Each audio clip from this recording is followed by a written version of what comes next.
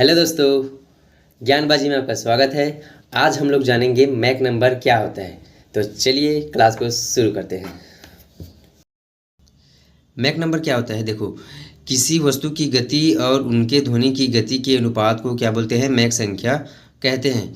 जैसे यहाँ लिखा भी है कि Mach number is equal to क्या होता है? Object speed upon speed of sound. मतलब किसी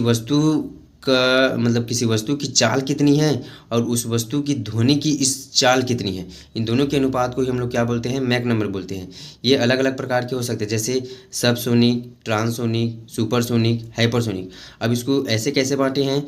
तो देखो, जिस वस्तु का मतलब कोई भी वस्तु है, अगर उनका स्पीड ज़्यादा है उनके ध्वनि से, तो उसका मैक नंबर क्या होता जाता है? बढ़ता जाता है। अगर उसकी स्पीड कम है और ध्वनि की स्पीड ज़्यादा है, दोनों को में बेसिक डिफरेंस समझना।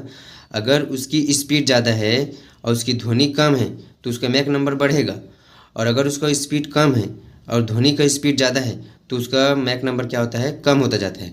तो यहाँ सब सोनिक है और यहाँ हाइपरसोनिक है। तो सब सोनिक में क्या हो रहा होगा? सब सोनिक में उसकी स्पीड ऑफ साउंड ज़्यादा है और उसकी ऑब्जेक्ट का स्पीड कम है, इसीलिए वो क्या है? सब सोनिक है। मतलब उसका मैक नंबर 1 से कम है।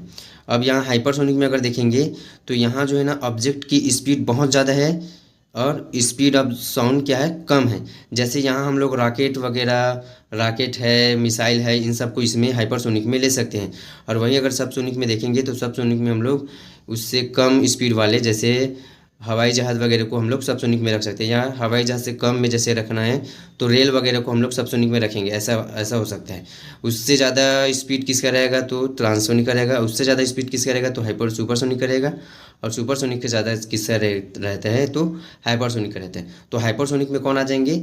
जिसका स्पीड बहुत ज़्यादा हो, जैसे मिसाइल है और विमान वगैरह है, रॉकेट वगैरह है, इन सब ये सब किस में आ जाते हैं?